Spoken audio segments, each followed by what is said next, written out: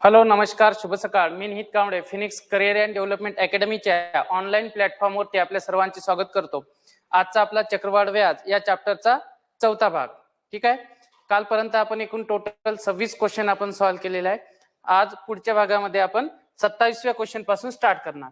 बघा question number 27. एका रकमेचे 2 वर्षामध्ये चक्रवाढ व्याज व सरळ व्याज यामधील अंतर 160 रुपये होते. जर 2 वर्षाची सरळ व्याज 2880 रुपये असेल तर व्याजाचा दर किती? आता इथे अंतर दिलेलं आहे, परंतु कालचे जे क्वेश्चन पाहिले आपण, कालचे क्वेश्चन आणि आजचा क्वेश्चन हा थोडा डिफरंट आहे की नाही? तर इथे ज्या लोकांनी ट्री डायग्राम वरती व्यवस्थित प्रॅक्टिस केलेली आहे अशा लोकांना हा क्वेश्चन व्यवस्थित जमते. बघा काय दिलेलं आहे आपल्याला याच्यामध्ये, एका रकमेचे 2 वर्षामध्ये चक्रवाढ व्याज व सरळ व्याज यामधील अंतर दिलेलं आहे आणि एक नवीन पॉइंट त्यांनी ऍड केला, तो म्हणजेच काय, 2 वर्षाचे सरळ व्याज किती आहे? 2880. म्हणजे कालच्या क्वेश्चन पेक्षा आणखी हा थोडा इझी क्वेश्चन दिलेला आहे आपल्याला.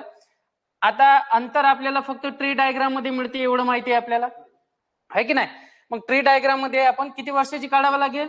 2 वर्षाची, कारण इथे दिलेलं आहे आपल्याला 2 वर्ष, पहिलं वर्ष आणि दुसरं वर्ष. आता इथे येणारी संख्या कशी असते? सारखी असते. इथे येणारी संख्या कशी असते? सारखी. आणि इथे काय असते? अंतर. अंतर दिलेलं आहे आपल्याला किती आहे? 160. आता मला सांगा इथं कोणती संख्या येईल? 2 वर्षाचे सरळ व्याज आहे 2880. 2 वर्षाचे सरळ व्याज 2880 आहे म्हणजे इथं सारखी रक्कम असते. आणि हे पहिला जो रो असतो हा सरळ व्याजाचा असतो, म्हणजे इथं 1440 येईल, आहे की नाही, एका वर्षाचा. मग इथं लिहू आपण 1440. ही झाली आपली 1440. इथे सुद्धा किती येईल? 1440. मग हे 2 वर्षाचं सरळ व्याज होईल, आहे की नाही, 2800 किती 80. तर मला सांगा इथे या रकमेवरती आपण काहीतरी पर्सेंट दर लावलेला असेल तेव्हाच आपल्याला 160 प्राप्त झाले. मग याचे काढून घेऊ आपण 1440 चे x%, पर्सेंटचे भागाकारामध्ये किती? 2 झिरो, आणि बरोबर किती यायला पाहिजे? 160. तर इथून x ची किंमत काढून घेऊ आपण. बघा 1 1 0 काय होते? कॅन्सल. 4 ने निश्चित भाग जाते का? जाते. इथं 25 चा भाग जाईल आणि इथे किती? 4 चौक 4 3 12 आणि 4 सगळं किती? 24. बरोबर आहे. पुन्हा 4 चा भाग 4 9 36 आणि 4 चौक किती? 16. मग 25 चौक इथे किती होईल? 100 आणि डिवायडेड बाय किती? 9. बरोबर किती? x. हे सॉल्व्ह करून घेऊ आपण. अशा टाइपचं ऑप्शन मिळते का आपल्याला? हा, तर इथं ऑप्शन नंबर हा सी चुकीचा होता. इथे बघा 11 अपूर्णांक किती पाहिजे? 1/9%. तर हे करेक्ट आन्सर राहील आपलं. सिंपल आहे. तर ऑप्शन नंबर सी मध्ये ऑप्शन आहे आपला 11.1/9%. तर हा क्वेश्चन आपला कालच्या क्वेश्चन पेक्षा काय झाला? आणखी थोडा इझी झाला, आहे की नाही? काल तरी थोडी आपल्याला मुद्दल दिलेली राहत होती, आहे की नाही? मुद्दलावरून आपण कन्वर्ट करत दर काढलेला होता. आजच्या क्वेश्चन मध्ये आपल्याला थोडं आणखी टेक्निक थोडी इझी दिली, कारण डायरेक्टली आपल्याला स्पष्ट सरळ व्याज दिलेला आहे 2 वर्षाचं एकत्रित, आणि अंतर दिलेलं आहे. हे अंतर आपल्याला माहित आहे कसं येते? या मुद्दलावर म्हणजे या रकमेवर काहीतरी पर्सेंट दर लावला. इथं फक्त कॅल्क्युलेशन करायचे आपल्याला. ठीक आहे. किती येते? 100/9 म्हणजेच 11 अपूर्णांक किती? 1/9%. ठीक आहे. चल क्वेश्चन नंबर 28. ट्राय करा, हाही क्वेश्चन इझी आहे. Question number 28. एका रकमेवर 3 वर्षाचे सरळ व्याज 800 रुपये आणि 2 वर्षाचे चक्रवाढ व्याज 812 रुपये होते तर व्याजाचा दर किती? हा क्वेश्चन आपल्याला आणखी इझी दिलेला आहे त्यांनी. असा जर क्वेश्चन आलेला आहे म्हणजे 3 वर्षाचं काय दिलेलं आहे आपल्याला? सरळ व्याज. 3 वर्षाचं सरळ व्याज. मग इथं लिहू आपण 3 वर्षाचे सरळ व्याज. असा क्वेश्चन आला तर थोडा इझी बनवून जातो आणखी. सरळ व्याज किती आहे? 800 रुपये आणि 2 वर्षाचे चक्रवाढ व्याज. जर आपल्याला वर्षामधला फरक हा जर एका वर्षाचा दिलेला असेल तर क्वेश्चन इझी होऊन जातो. किती? एका वर्षाचा गॅप. हा क्वेश्चन झाला आता आपला इझी, कारण इथे जर पाहिलं आपण 3 वर्ष आणि 2 वर्ष याच्यामध्ये किती वर्षाची गॅप आहे? 1 वर्षाची. 1 वर्षाची गॅप असेल तरच इझी होते. जर 2 वर्ष किंवा 3 वर्ष किंवा 4 वर्ष अशी गॅप येत असेल तर थोडा तो क्वेश्चन हार्ड होतो. टेक्निकली आपल्याला त्या क्वेश्चनला सॉल्व्ह करावं लागते. जसं बघा इथे 1 वर्षाची गॅप आली, मग याचा अर्थ काय होऊन राहिलं? 800 रुपयावरती किती रुपये व्याज आलं? 12 रुपये. आणि 800 रुपयावर 12 रुपये व्याज येऊन राहिलं म्हणजे हा क्वेश्चन झाला सरळ व्याजाचा. कारण 1 वर्षाचं सरळ व्याज आणि 1 वर्षाचं चक्रवाढ व्याज कसं असते? सेम असते. म्हणून म्हटलेलं आहे मी तुम्हाला, जर 1 वर्षाची गॅप असेल तर तो क्वेश्चन आपल्याला सरळ व्याजानं सॉल्व्ह करायचा आहे. सर 800 रुपये मुद्दल आहे, मुद्दलावर व्याज किती आलं? 12 रुपये. पर्सेंटेज मध्ये कन्वर्ट करायचं आहे. 0 0 काय होते? कॅन्सल. बरोबर आहे? 4 न भाग देऊ, 4 3 4 दोन्ही आणि 3/2 म्हणजेच किती? 1.5%. ते इथं किती यायला पाहिजे ना आपलं उत्तर? 1.5%. ठीक आहे. Option number 1.5%. तर अशा टाईपचे क्वेश्चन आपल्याला पाहायला मिळते 1.5%. पण ही टेक्निक कधी यूज करायची? जेव्हा आपल्याला वर्षाची गॅप किती आहे? 1 वर्षाची दिलेली असेल तेव्हाच. ठीक आहे, अदरवाईज नाही. ठीक आहे. 800 रुपयावरती सरळ 12 रुपये व्याज, 800 मुद्दल पकडाची, 12 रुपये व्याज, पर्सेंटेज मध्ये कन्वर्ट करायचं 1.5. चल जायचं पुढे. क्वेश्चन नंबर 29 ट्राय करा. इथे व्याजाचा दर काढायचा आहे, परंतु हा फॉर्मॅट थोडा त्यांनी चेंज केलेला आहे की नाही? सरळ व्याजामध्ये आपण या टाईपचे क्वेश्चन शिकलेला आहे. अशा टाईपच्या क्वेश्चन मध्ये आपण सरळ व्याज म्हणजे मुद्दल कशी काढायची, त्याच्यानंतर राशी कशी काढायची, त्याच्यानंतर व्याज कसं काढायचं, या सगळ्या गोष्टी आपण अंडरस्टँडिंग करून घेतलेल्या आहे. कधी? जेव्हा आपण सरळ व्याज हे चॅप्टर शिकत होतो तेव्हा. आता इथे तेच दिलेलं आहे. काढायचं का आपल्याला? व्याजाचा दर. एक रक्कम 2 वर्षात चक्रवाढ व्याज दराने स्वतःच्या किती होत आहे? 9/4 पट. एक रक्कम 2 वर्षात. किती वर्षात? 2 वर्षात. चक्रवाढ व्याज दर. दर कोणता आहे? सरळ व्याज की चक्रवाढ व्याज? चक्रवाढ व्याज. स्वतःच्या म्हणजे मुद्दलाच्या आहे की नाही? मुद्दलाच्या किती होत आहे? 9/4 पट. मग स्वतःच्या चाचीचे प्रत्येक कोणाला लागला? स्वतःला. मग ही संख्या कुठं असते? नेहमी छेदामध्ये. मग मुद्दल किती झाली आपली? 4. मग हे काय असेल? वरची रक्कम व्याज नाही, राशी. कारण मुद्दलापेक्षा राशी नेहमी मोठी असते. आलं का लक्षात? मग हे झाली आपली मुद्दल किती? 4 रुपये. तर राशी किती होऊन राहिली? 9 रुपये. ठीक आहे. जोपर्यंत इथं मेन्शन नाही आहे की व्याज स्वतःच्या 9/4 पट झालं, इथं व्याज नाही म्हटलेलं आहे त्यांनी, फक्त चक्रवाढ व्याज दराने ती रक्कम स्वतःच्या किती होत आहे? 9/4 पट. याचा अर्थ अंशातील संख्या ही आपल्याला राशी डिनोट करत आहे आणि छेदातील संख्या काय डिनोट करत आहे? मुद्दल.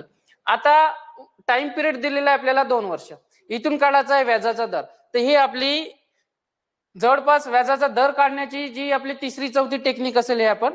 ठीक आहे. तर या टेक्निक मध्ये काय करायचं? 4 आणि 9चा रेशो घ्यायचा. कधी पण ही मेथड तेव्हाच यूज करायची जेव्हा आपल्याला मुद्दल आणि राशी हे एखाद्या क्वेश्चन मध्ये इझिली मिळू शकते तेव्हा. जर मुद्दल आणि राशी मिळू शकत नसेल तर मग ट्री डायग्रामचा यूज करायचा. ठीक आहे. आता इथे 2 वर्ष दिलेलं आहे ना, मग स्क्वेअर रूट घ्या, वर्गमूळ दोन्ही बाजूचा. त्याच्या अगोदर आपल्याला एक टेक्निक यूज करायची आहे, ती म्हणजेच काय? जेव्हा आपण मुद्दल आणि राशीचं गुणोत्तर घेतो तेव्हा इथे निशेष भाग जाते का तर चेक करायचा. जाते का? नाही जात. मग भाग जात नसेल तर मग आता वर्गमूळच का? कारण आपल्याला 2 वर्ष दिलेलं आहे. जर 3 वर्ष दिलेलं असेल तर काय केलं असतं? आपण घनमूळ घेतला असता. मग आता इथे वर्गमुळात 4 आणि वर्गमुळात 9 किती होतात? 2 आणि 3. तर इथे लिहू आपण 2 आणि 3. ठीक आहे. चला 2 रेशो किती? 3. 2 रेशो 3. रक्कम कितीने वाढली? 1 ने वाढली. मुद्दल किती आहे? 2. 2 वरती 1 रुपया वाढला. पर्सेंटेज मध्ये आपल्याला कन्वर्ट करायचा आहे आणि 100 भागीला 2 म्हणजे किती होते? 50%. मग आपलं आन्सर कोणतं झालं? तर 50%. बरोबर आहे. मग ऑप्शन नंबर ए. ठीक आहे. तर ही आपली जवळपास 4थी टेक्निक असणार दर काढण्याची. आणि ह्या ज्या टेक्निक सांगून राहिलो मी या जपून ठेवा. कुठल्याही बुक्स मध्ये अशा टेक्निक अवेलेबल नाही आहे. ठीक आहे. हे फक्त लेक्चरच्या माध्यमातून समजवण्यात येते. चला तर ही टेक्निक लक्षात ठेवायची. चलो पुढे जाऊ आपण क्वेश्चन नंबर 30 कडे. चल एक रक्कम चक्रवाढ व्याज दराने 3 वर्षात स्वतःचे 8 पट होते तर व्याजाचा दर किती? एक रक्कम चक्रवाढ व्याज दराने 3 वर्षात स्वतःच्या 8 पट होते तर व्याजाचा दर किती? ट्राय करा, हा क्वेश्चन सिंपल आहे.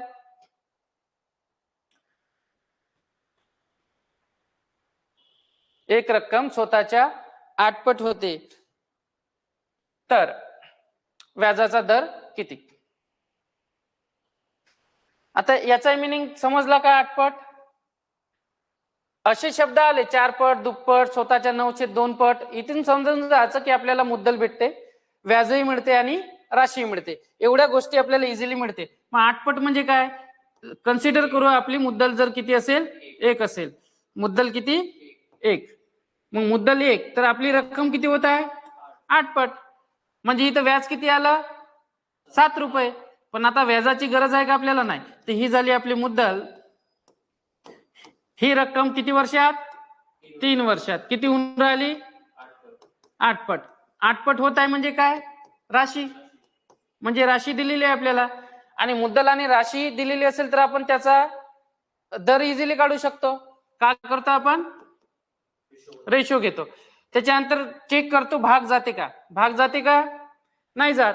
मग आता काय करायचं?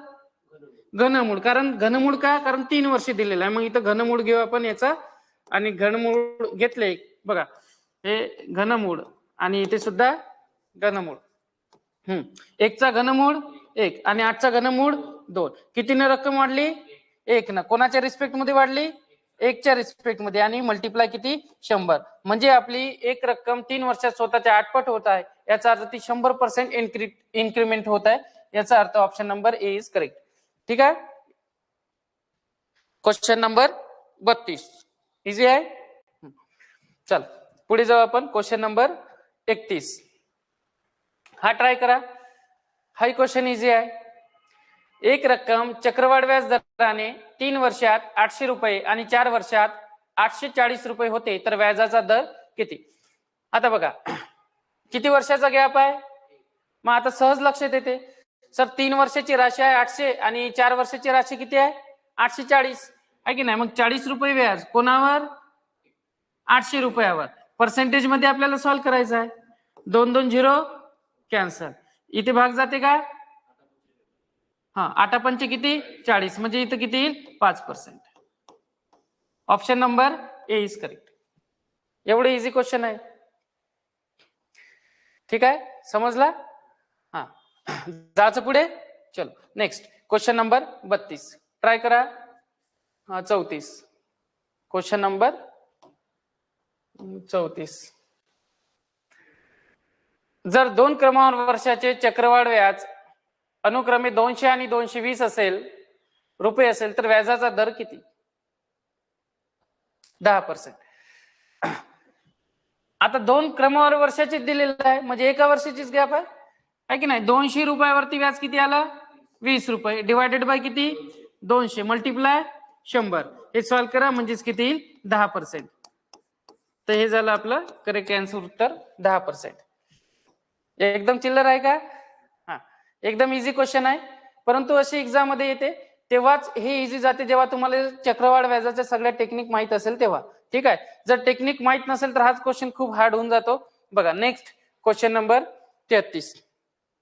चल सॉल्व्ह करा. आता हा क्वेश्चन थोडा टेक्निकली थोडा हार्ड आहे. अलग लक्षात मी आधीच सांगितलं, जर आपल्याला वर्षाची राशी दिलेली आहे परंतु त्या वर्षाची जी गॅप आहे ती वर्षाची गॅप एका वर्षापेक्षा जास्त असेल तर तिथे आपल्याला थोडं टेक्निकली काढण्यासाठी तो क्वेश्चन हार्ड जातो. हा क्वेश्चन मला तुम्हाला डायरेक्टली सांगता येते परंतु तो तुमच्या लक्षात येणार नाही. डायरेक्टली बघा कसं एक्झाम मध्ये काय लक्षात ठेवायचं, काय दिलेलं आपल्याला 2 वर्षाची राशी किती आहे? 4500. म्हणजे इथं 4 वर्षानंतरची राशी दिलेली आहे 6750. काढायचं काय आपल्याला? मुद्दल. इथं दरही काढता येतो आपल्याला, परंतु दर काढण्यासाठी एखादा क्वेश्चन आपल्याला दर काढायला लावते परंतु कधी? तेव्हा जेव्हा त्या क्वेश्चनचा आपण दर इझिली काढू शकतो तेव्हा. जर पॉइंट मध्ये किंवा आपल्याला कशाचा लॉग टेबलचा यूज करून काढावा लागत असेल तर तसे क्वेश्चन आपल्याला पाहायला मिळत नाही एक्झाम मध्ये. मग बघा 2 वर्षाची राशी, 4 वर्षानंतरची राशी. मुद्दल काढायची टेक्निक इझिली आहे बघा. 4500 यांचा 2 वेळा गुणाकार करा. वरत अशी संख्या लिहायची ज्याचे वर्ष कमी आहे की नाही, म्हणजे कमी वर्षानंतरची राशी किंवा जी राशी लहान आहे. मग इथं कोणती राशी लहान आहे? 4500 वाली राशी लहान आहे. डिवायडेड बाय मोठी राशी टाकायची 6750. ठीक आहे, हा क्वेश्चन झाला तुमचा रेडी. काय होईल? 1 1 0 कॅन्सल. 5 ने भाग जाते का? जाते. 5 9 45 म्हणजे 9. इथे 5 1 5, 5 3 15 आणि किती 2 राहिले, 5 5 25. बरोबर आहे. पुन्हा 5 ने भाग जाते किंवा 9 ने भाग जाते, है की नाही? 9 ने भाग देऊ आपण बघा. इथले 9 कॅन्सल होईल. हा 9 1 9, 9 5 45. बरोबर आहे. 15 1 15, 15 3 45 म्हणजे इथं 30 राहिले. तिथले 2 0 म्हणजेच किती? 3000. ठीक आहे. व्यवस्थित भाग दिला तर आपली मुद्दल निघते. तर मुद्दल किती आली आपली? ऑप्शन नंबर सी म्हणजेच किती? 3000. मोठी संख्या एकच वेळा खाली लिहायची, म्हणजे मोठी राशी, आणि जी लहान राशी दिलेली असेल तेव्हा आपल्याला किती? 2 वेळा. आता ही काढली आपण मुद्दल. जर अशाच क्वेश्चन मध्ये दर काढायचा असेल तर काय करायची टेक्निक? आता मला सांगा, तुमच्याकडे काय आहे? मुद्दल आहे, राशी आहे 2 वर्षानंतरची. मी आता सांगितले आधीचे जे क्वेश्चन आपण शिकलो त्याच्यावरून दर काढला, मुद्दल आणि राशी दिलेली असेल तर. बरोबर आहे. पण इथे काढताना बघा 3000 घेऊ आपण आणि रेशो मध्ये काय? 4500 टाकणार 2 वर्षाची राशी. इथे जर सॉल्व्ह करत गेलो आपण बघा, इथे 5 ने भाग जाते. हा 15 2 30 आणि 15 3 45. आता इथे हे माहित आहे की 2 वर्षानंतरची राशी आहे. इथे जर आपण वर्गमूळ घेतला दोन्ही याचा, बरोबर आहे, तर वर्गमुळात 2 आणि वर्गमुळात 3 येईल. इथून काढण्यासाठी थोडं टेक्निकली काय जाईल? हार्ड जाईल. तर असे क्वेश्चन आपल्याला एक्झाम मध्ये पाहायला मिळत नाही. ठीक आहे. आता ज्याला रूट 2 ची आणि रूट 3 ची किंमत माहित आहे असे लोक हे क्वेश्चन काढू शकतात. ठीक आहे. तर असे क्वेश्चन एक्झाम मध्ये विचारणार नाही, म्हणून त्यांनी आपल्याला मुद्दल किती हा प्रश्न सरळ विचारलेला आहे. तर मुद्दल किती येते? 3चा. आता हा क्वेश्चन जेवढा इझिली आपण सॉल्व्ह केला तेवढा इझी आहे नाही. ठीक आहे. त्याची टेक्निक बघा काय आहे.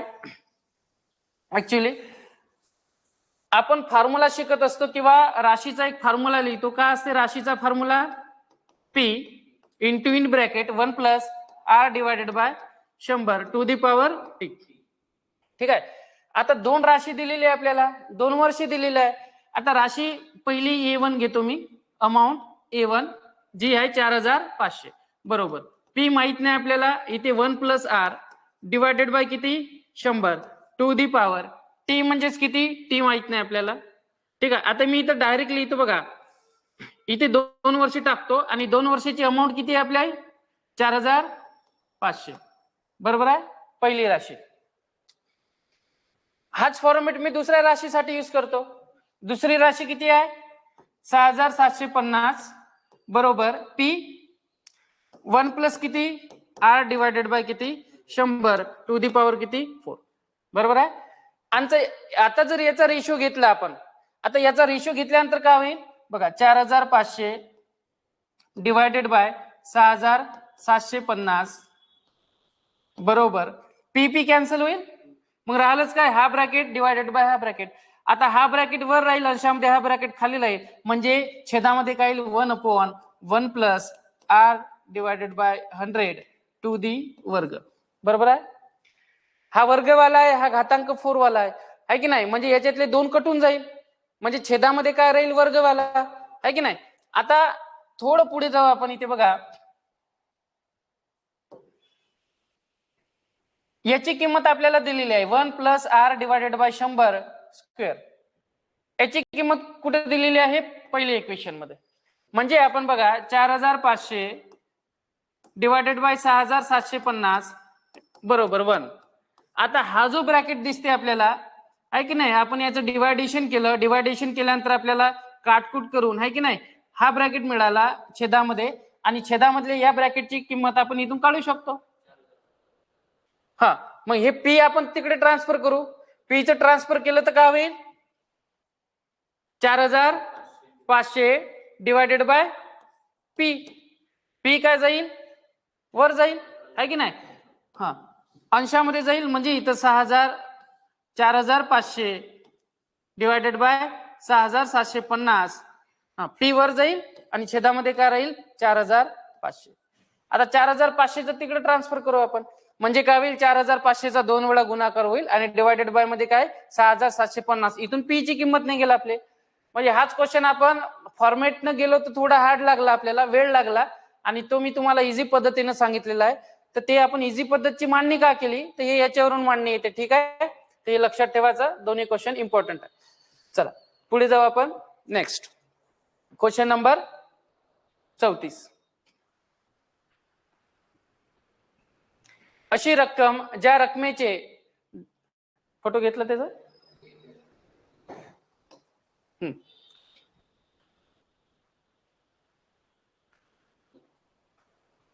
नेक्स्ट.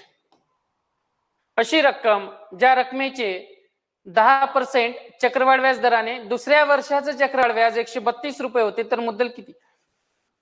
दुसऱ्या वर्षाचं आपल्याला चक्रवाढ व्याज दिलेलं आहे, मुद्दल तर दिलेलीच आहे आपल्याला. कोणती मेथड यूज करायची? नाही, सक्सेसिव्ह नाही येणार, ट्री डायग्राम. 2 वर्षाचं की दुसऱ्या वर्षाचा हा शब्द इथं महत्वाचा आहे. दुसऱ्या वर्षाचं म्हणजे 2 वर्षाचं नाही दिलेलं आहे, फक्त दुसऱ्या वर्षाचं. आणि असे क्वेश्चन आपण फक्त ट्री डायग्राम सॉल्व्ह केलेलं आहे बघा. पहिलं वर्ष आणि दुसरं वर्ष. दर दिलेला आपल्याला किती? 10%. दरवरून काय काय काढू शकतो आपण? मुद्दल काढू शकतो. चक्रवाढ व्याजामध्ये 10% म्हणजे किती? 1/10. मुद्दल घेताना काय केलं आपण? पी बरोबर किती? पी बरोबर किती? 10. 10चा काय करतो आपण? वर्ग. वर्गच का? कारण इथे 2 वर्ष म्हटलेलं आहे, याचा अर्थ दुसऱ्या वर्षाचं व्याज इन्क्लूड आहे 2 वर्ष, म्हणजे 10चा वर्ग किती? 100. ठीक आहे, सांगा पहिल्या वर्षाचं व्याज किती होईल? 100 रुपयावरती 10% दराने 10 रुपये. दुसऱ्या वर्षी काय असते? सेम असते. व्याजावरती काय लागते? व्याज लागते, म्हणजे किती होईल? इथे तेच पर्सेंट लागेल 10%, म्हणजे किती? 1. आता ओरिजिनल काय दिलेलं आहे आपल्याला? दुसऱ्या वर्षाचा चक्रवाढ, न की 2 वर्षाचं. दुसऱ्या वर्षाचं चक्रवाढ व्याज किती आहे? एवढं 11. मग आपलं 11 रेशो मध्ये व्याज आलं. ओरिजिनल किती दिलेलं आहे त्यांनी? 132 रुपये दिलेले आहे. तर काढायचं काय आपल्याला? मुद्दल. मुद्दल किती मानली आपण? 100 रुपये. 100 रेशो बरोबर किती?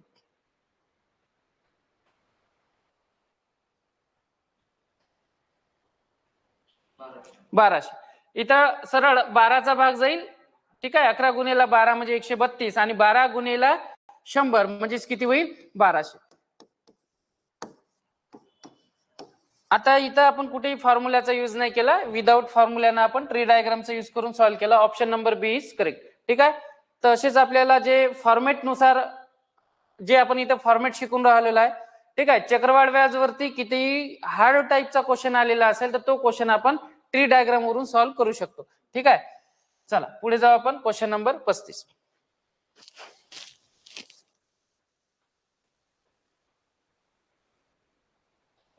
2000 रुपये 10% वार्षिक दराने चक्रवाढ व्याज 2420 रुपये होते. जर व्याजाची आकारणी 6 महिने असेल तर मुदत किती? मुदत म्हणजे वर्ष काळाची आपल्याला. ठीक आहे, हा क्वेश्चन तुमच्यासाठी आता सगळ्यांसाठी नवीन आहे. आतापर्यंत आपण मुद्दल काढणं शिकलो, दर काढणं शिकलो, राशी काढणं शिकलो आणि व्याज. आता इथे विचारलं आपल्याला मुदत. मुदत म्हणजे काय? Time period. ठीक आहे, आता टाइम पिरियड काढत असताना कंपॅरिझन करायचं, जे की आपण नेहमी कंपॅरिझन करत असतो. कशाचं?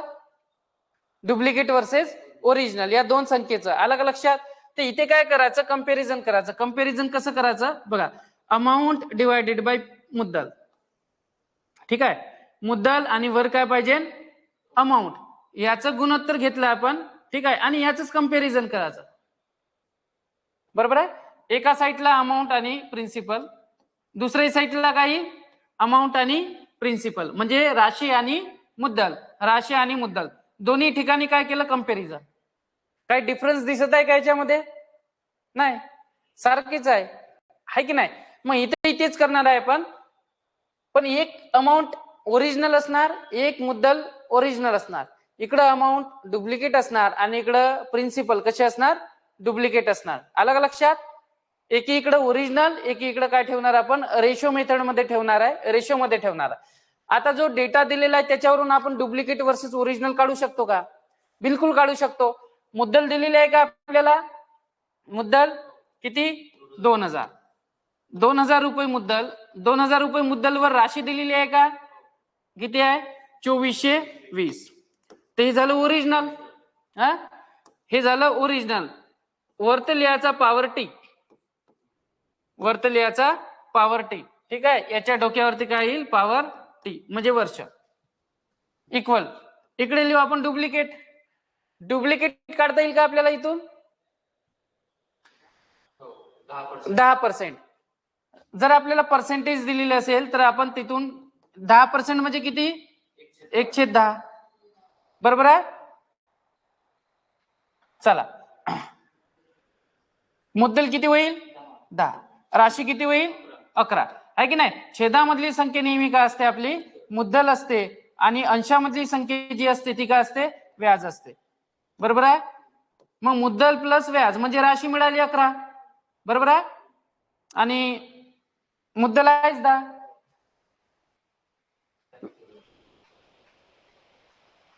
चला, काही मिस्टेक केली का इथं?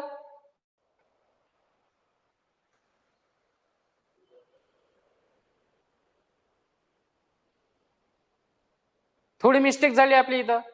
कोणती? शब्दाची. सहामाही.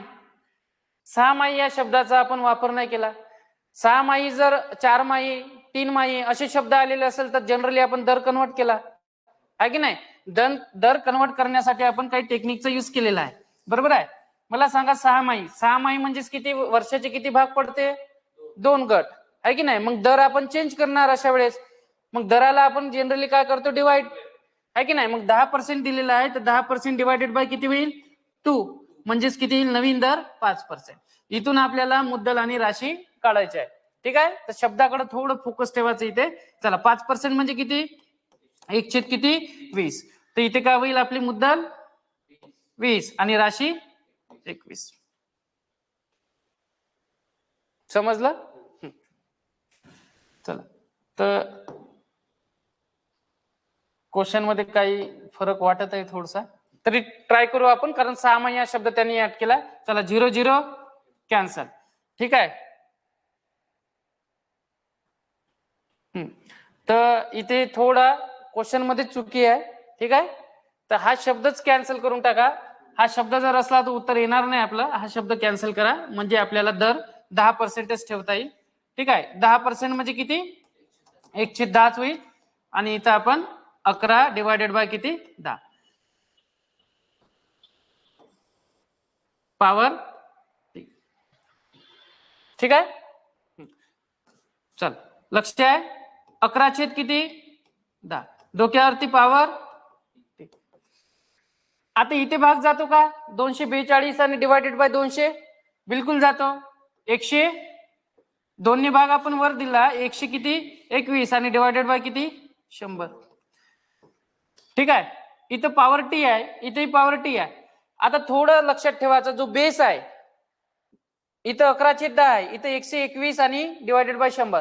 तर इथं आपल्याला कोणत्या तरी संख्येचा वर्ग दिसत आहे का? हे दिसत आहे की नाही? म्हणजेच 2चा वर्ग. म्हणजे इथे लिहू शकतो आपण 11 किती? 10. त्याच्या डोक्यावरती टी जैसे ते, आणि इथं 11 आणि हा काय? 10चा वर्ग. म्हणजे 11 किती? 10चा वर्ग.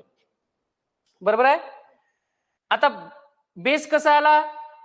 पाया कसा आला? सेम. आणि जेव्हा पाया सेम असते तेव्हा आपण घातांक काय करतो? इक्वल. म्हणजे टी बरोबर किती झाले? 2 वर्ष. ठीक आहे. तर इथे फक्त आपल्याला 6 महिने हा शब्द ऍडिशनल टाकलेला आहे, त्यांनी टाकला आहे, त्याच्यामुळे ते चुकीचं झालं असतं क्वेश्चन. तर हा काढून टाका. Option number C is correct. ठीक आहे. Option number C is correct. समजला क्वेश्चन? 121/100 ते टी ची किंमत ते नोंद झाली का वरच्या? हो, हे वरच्या टी ची. हा, इथं टी नाही लिहिले तरी चालते. ठीक आहे. म्हणजे आपण इथं जेव्हा आपण 121 आणि 100 हे 11 आणि 10चा वर्ग इथे आपण स्क्वेअर करणार. आपण जनरली याच्यावरती फोकस का करतो? जे इकडे दिलेलं आहे ते इकडे पायामध्ये बनवण्याचा प्रयत्न करतो, बाकी काहीच नाही. आणि जर नसेल येत तर क्वेश्चन चुकीचा आहे, सरळ आउटपुट काढून टाकायचं. नेक्स्ट बघा, इथे आपल्याला मुदत टाइम पिरियड विचारलेला आहे. सेम पद्धतीनं जायचं आपल्याला. आहे की नाही. आता इथं एक शब्द यूज केलेला आहे त्यांनी, कोणता? सहामाही. तर आधीच आपण सहामाहीचा अर्थ लावून टाकू. बघा, मुदत काळाची आहे. मुदत म्हटलं की आपल्याला लगेच लक्षात आलं पाहिजे अमाऊंट आणि मुद्दल यांचं काय करणार आपण, रेशिओ म्हणजे ओरिजिनल वर्सेस डुप्लिकेट. सहामाही म्हणजे किती, दर किती होईल, 10% डिवायडेड बाय 2. 10% डिवायडेड बाय किती, 2 म्हणजे किती होईल, 5%. हा झाला आपला 5%. इथून आपण दर आणि हे काढून घेऊ, राशी किती होईल, 1/20. म्हणजे मुद्दल किती आली, 20, आणि व्याज किती आलं, 1, म्हणजे राशी मिळाली आपल्याला 21. चला, 21 राशी मिळाली आणि मुद्दल किती, 20. डोक्यावर लिहितो आपण टी. आता इकडेही आपण तीच करणार, राशी आणि मुद्दलचं गुणोत्तर घेणार. तर राशी दिलेली आहे का आपल्याला, किती आहे, 800. मुद्दल 800 आणि राशी किती, 926.10. बरोबर आहे. चला इकडे सॉल्व्ह करू आपण. आता इथे दोन संख्येनंतर पॉइंट आहे, पॉइंट काढून टाकतो मी सरळ. म्हणजे काय होईल, 21 डिवायडेड बाय 20, याच्या डोक्यावरती काय आहे, टी. बरोबर, पॉइंट काढून टाकू आपण. 92610 डिवायडेड बाय काय येईल, 800, आणि इथे 2 एक्स्ट्रा झिरो लागेल. 00 का होईल, कॅन्सर.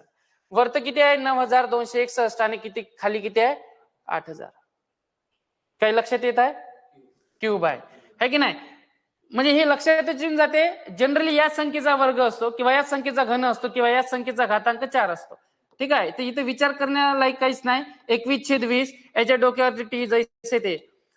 इथं जी संख्या येईल, भाग देणं जेव्हा बंद होईल तेव्हा समजून जाते की 21चा हा काय, घन आहे, आणि छेदात मध्ये जे 800 दिलेलं आहे हे काय, 20चा घन आहे. म्हणजे आपल्याला जे पाया काय करायचा आहे, सेम करायचा आहे. ठीक आहे. इथं जी संख्या असते ती इथं संख्या असते. तर इथे येणारी संख्या ही घन, वर्ग, घातांक 4. मग टी बरोबर किती झाले, 3 वर्ष. ते बरोबर उत्तर आहे का आपलं, टी बरोबर किती, 3 वर्ष. ते उत्तर बरोबर आहे का आपलं,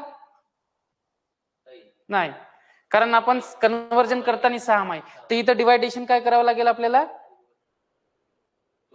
2. कारण ऑलरेडी मल्टिप्लाय करून आलेले वर्ष आहे ना. कारण आपण दर काय केलेला होता, चेंज. हे जे वर्ष आले हे मल्टिप्लाइड करून आलेलं आहे. अलग लक्षात. म्हणजे वार्षिक व्याज दर पाहिजे होता आपल्याला दीड वर्ष.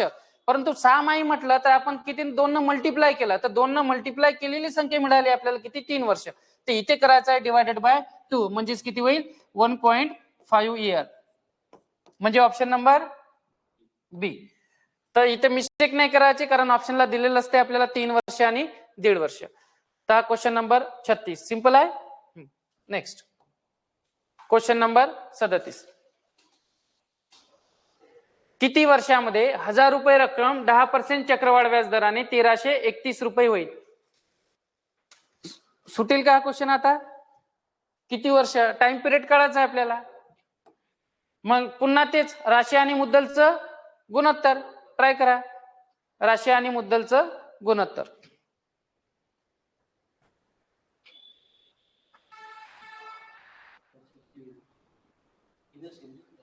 तीन येईल, आहे की नाही. आता इथं पहिले शब्द बघून घ्यायचे. 6 माही 4 माही असं काही दिलेलं नाही. स्क्वेअर. 10% म्हणजे किती, 1/10. म्हणजे इथं मुद्दल 10, राशी किती झाली, 11. याच्या डोक्यावरती काय होईल, टी. इथे येईलच, मुद्दल 1000 आहे आणि 1331 काय आहे,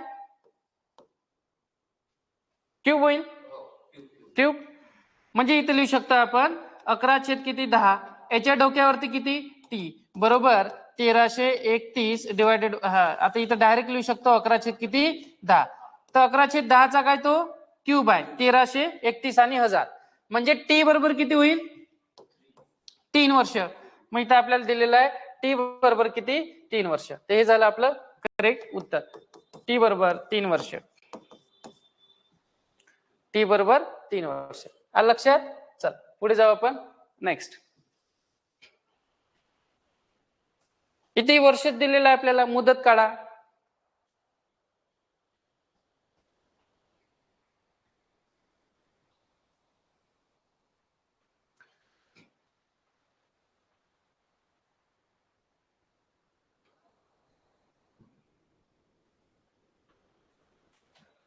12,000 रुपये रक्कम 5% चक्रवाढ व्याजदराने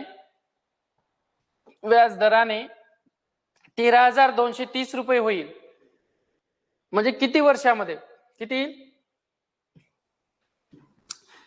वर्ष म्हटलं की लगेच आपल्याला काय लक्षात आलं पाहिजे? राशी आणि मुद्दलचं गुणोत्तर. 5% म्हणजे किती? 1/20. मुद्दल किती झाली? 20. राशी किती होईल? 21. म्हणजे इथं 21 आणि 20 चा रेशो लिहू शकतो आपण 3. राशी किती दिलेली आहे आपल्याला?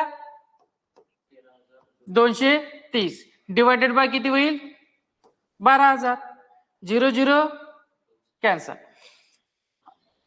आता इथं भाग जाते का चेक करायचं, कारण बरेच वेळेस भाग जाते. हा कोणत्या संख्येचा वर्ग नाही, घन नाही, घातांक 4ही नाही. तर इथं याचा अर्थ भाग झाला पाहिजे. किती न चेक करू आपण? 3 न जाते का? तर बघा 3 आणि 2 किती? 5. 5 आणि 1 6. 6 आणि 3 9. इथं 3 आहे. 3 ने भाग जाते म्हणजे 3 चूक किती? 12. 400 होईल. 3 चूक किती? 12. 3 चूक 12. 3 1 3. आता पुन्हा भाग जाते का? स्क्वेअर आहे की नाही? म्हणजे कोणत्या संख्येचा वर्ग आहे? 21 डिवायडेड बाय 20 टी. आणि इथे काय होईल? 20 आणि 21 यांचा काय तो वर्ग आहे. बरोबर आहे? यांचा काय तो वर्ग आहे. म्हणजे टी बरोबर किती झाले? 2 वर्ष. ठीक आहे. म्हणजे इथं आपल्याला रेशो हे सॉल्व्ह करत असताना पूर्ण सॉल्व्ह करून घ्या. म्हणजे 441 आणि 400 सरळ लक्षात येते.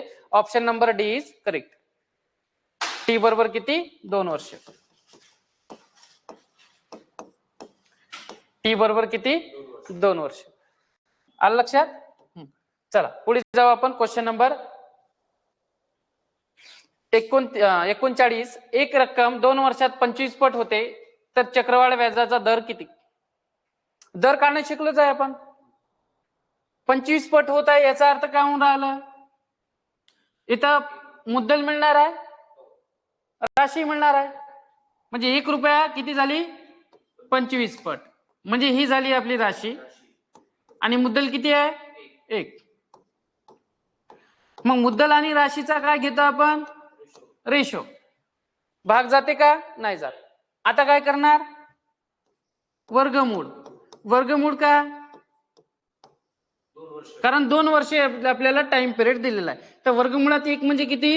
1. वर्गमुळात 5 म्हणजे किती? 5. रक्कम 4 ने वाढली आपली.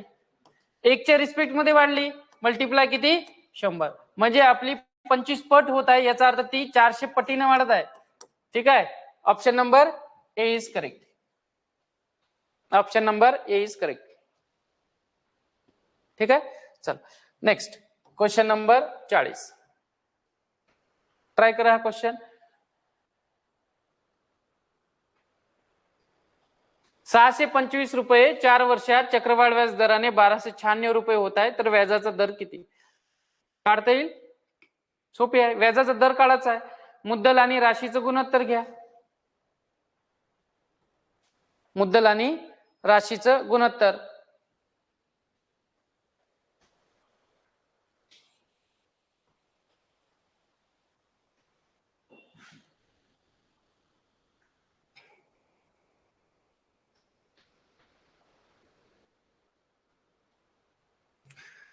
आता टू दी पॉवर काय करावं लागेल? 1/4 आहे की नाही? चला 625 आपल्याला मुद्दल दिलेली आहे. राशी किती आहे? 1296. भाग जाते का? तर चेक करायचं बिलकुल जाणार नाही, कारण एक स्थानी 5 आहे, इथे एक स्थानी 6 आहे. 3 ने भाग जाते का? एक वेळा चेक करून घेऊ आपण. 9 1 10, 10 16 18. इथे किती? 6 5 11, 11 2 13. तर 3 ने भाग जात नाही. ठीक आहे. तर इथे तसंही लक्ष देऊन राहिलेलं आहे. इथं घातांक काय करणार आपण? 1/4. अलग लक्षात. जसं आपण वर्गमूळ करतो, घनमूळ करतो. वर्गमूळ म्हणजे काय? याचा अर्थ काय होते? एखाद्या संख्येच्या डोक्यावरती 1/2. इथं याच्यात 3 टाकले तर याचा अर्थ काय होते? एखाद्या संख्येवरती 1/3. म्हणजे हा घनमूळ झाला, हा वर्गमूळ. जनरली 1/2 किंवा 1/3 असं करत असतो आपण. मग इथे तेच करू. 625 चा घातांक किती? 1/4. आणि इथे किती? 1296 च्या डोक्यावरती किती? 1/4. ते सहज लक्षात येते की 625 कोणत्या अशी कोणती संख्या आहे त्या संख्येचा घातांक आपण 4 केल्यानंतर 625 मिळणार? कोणती आहे? 5. 5 चा घातांक 4 म्हणजे किती? 625 ना. इथं विचार करण्याची गरजच नाही आपल्याला. इथे काय होईल? 6चा 4 वेळा गुणाकार. 6चा 4 वेळा गुणाकार म्हणजे किती? 1296. बघा 6चा 4 वेळा गुणाकार करून 6 गुणिला 6 गुणिला 6 गुणिला 6, 6 6 36, पुन्हा 6 6 36, हे मल्टिप्लाय करा. 6 6 6 6 36, 6 हातचे आले 3, 6 3 18, 18 दोन्ही 36, 36 प्लस 3 39, बरोबर आहे. हातचे आले 3, 3 त्रिक 9, 9 10 11 12, 12 से 96, बरोबर आहे. म्हणजे 5चा घातांक 5च्या डोक्यावरती 4 म्हणजे 625, 6च्या डोक्यावरती 4 म्हणजे किती? 1296. कितीने वाढली संख्या? 1 न वाढली. ठीक आहे, लक्ष इकडे. हा, संख्या 1 न वाढली. कोणाच्या रिस्पेक्ट मध्ये वाढली? 5च्या. मल्टिप्लाय किती? 100, म्हणजे किती होईल? 20% दर. 20% दर. Option number A is correct. Option number A is correct. ठीक आहे. तर असे क्वेश्चन टोटल आपण 4 पार्ट आपण चक्रवाढ व्याजाचे घेतलेले आहे. 40 क्वेश्चन आपले टोटल झाले. ठीक आहे, तर 40 क्वेश्चन इथे थांबून जाऊ आपण. उद्यापासून एक नवीन चॅप्टर चालू होईल, ते म्हणजे कोणतं? काळ, काम आणि वेग. ठीक आहे, तिथे आपण सरळ सेवा या दृष्टिकोनातून, आपण सरळ सेवेच्या दृष्टिकोनातून जे जे क्वेश्चन इम्पॉर्टंट आहे, कारण आपली फास्ट ट्रॅक बॅच आहे आणि फास्ट ट्रॅक बॅच मध्ये सरळ सेवेमध्ये येणारे क्वेश्चनच आपण इथे टाकून राहिलेला आहे. आणि जर ही बॅच तुम्ही कंटिन्यू घेतली किंवा केली तर तुम्हाला येणाऱ्या एक्झाम मध्ये 100% आउटपुट मिळणार. आलं का लक्षात? चला, तर भेटू आपण आता सरळ कोणत्या चॅप्टर मध्ये? एक नवीन चॅप्टर मध्ये, काळ, काम, वेग मध्ये. ठीक आहे, तर आजच्या चॅप्टर मध्ये आपण इथेच थांबू. भेटू आपण पुढच्या लेक्चर मध्ये. Till good day, goodbye, धन्यवाद.